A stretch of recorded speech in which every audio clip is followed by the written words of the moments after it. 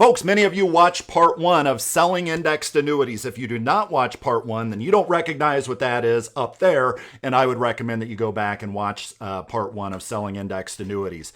You can't recognize that because it's a bunch of scribbly, gobbledygook looking stuff there, because that's how my handwriting is. But it's a lot easier to follow as I go through the process, so go back and watch part one. Now, part two has to do with riders. Here is how I discuss riders. Talking about crediting, which is this, is very simple, but a lot of people get really confused as they try to explain how a GLWB, a guaranteed lifetime withdrawal benefit rider, works to their clients.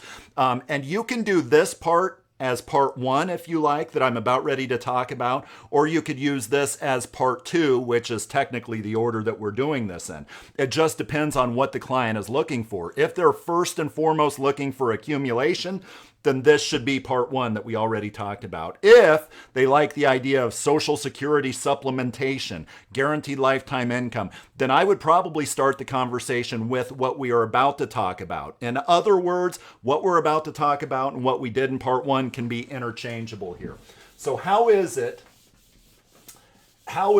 that I talk about guaranteed lifetime withdrawal benefits? I will always use an example product, and that example product will almost always be the product that I know that that client is going to want eventually, depending on how many product options I give that client. So in this case, I have a feeling that the client is going to look for, in the end, the AIG product, or at least the benefits that the AIG product provides, which is a Power 10 protector plus income. So with that, here's what I'll do. I'll say, Mrs. Client, let's just say that you're 63 years of age. You want to retire 2 years from now. Let's say that you're 63 years of age and you want to retire 2 years from now at age 65. Let's say that you have $100,000 in your stock and bond portfolio. Let's say it's in your 401k, or let's say it's in your IRA that you have right now in stocks and bonds. Now, the question is between now and 2 years from now, what is a not too conservative, not too aggressive rate of return that you would be somewhat satisfied with that your stocks and bonds did between now and age 65? 8 times out of 10, they will say, oh, 5%, 6%. I wouldn't be dissatisfied with 5 or 6%. They'll say, okay, well, let's just say 5%. 5% means that your $100,000 goes to $110,000. And then at that point in time, you choose to retire. You ultimately want retirement income, right? We agree that you want retirement income, a supplement to your Social Security. So with that, what should you take out no more than of your $110,000 portfolio? So far, everything has happened as we wanted it to, right? Your money didn't go to $80,000. Your money didn't go to $50,000. It grew by roughly 5% per year. So at that point in time, what percent should you take out no more than from your $110,000?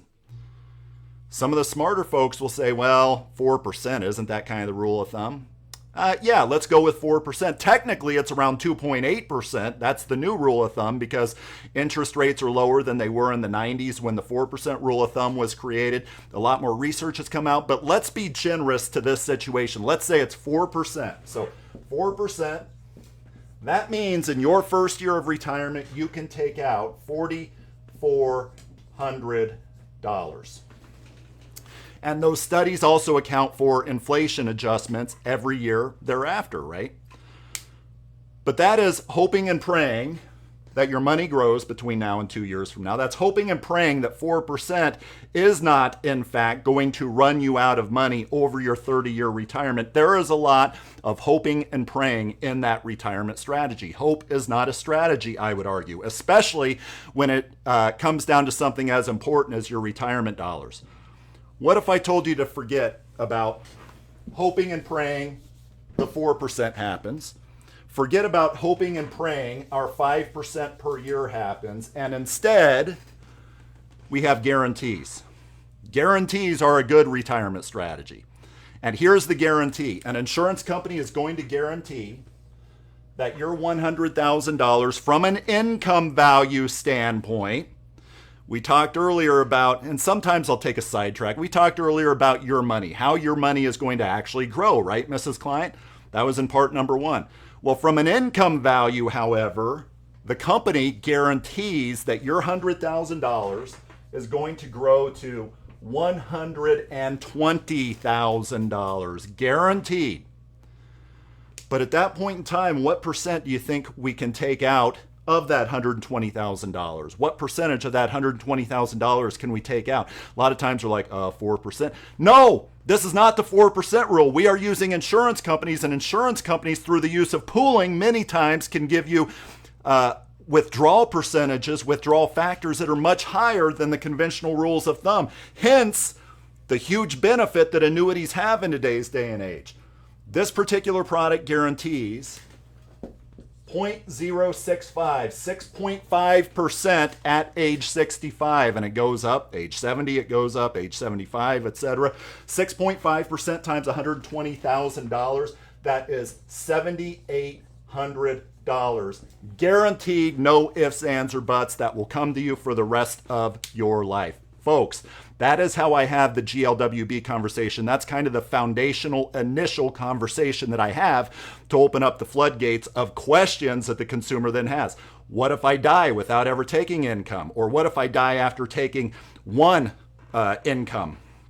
The beneficiary gets whatever is left over. How do the insurance companies do that? Seems too good to be true. I have responses for that are very, very good as well. But I promise you, the floodgates open up for conversations around that. Do I lose control of all of my money? So that money and how it grows that you talked about in part one, does that just go away and I'm now trading that for an income stream? No, your money is still working for you. That's still the death benefit. That is still, heaven forbid, should you change your mind, what you can cash out. But this is the overarching guarantee. What about inflation? You mentioned inflation. No, this does not have inflation adjustments on it, but if you were to calculate how many years it would take for that $4,400 to cross over $7,800, or take the cumulative income, $4,400 plus inflation every year, add all those income numbers up, and then add all of these income numbers up, we're talking like well into the 25 years, depending on the inflation number you use, maybe even 30 years in some cases. In other words, it's almost impossible with a portfolio of securities to compete with what insurance companies are guaranteeing from a, well, guaranteed lifetime income standpoint.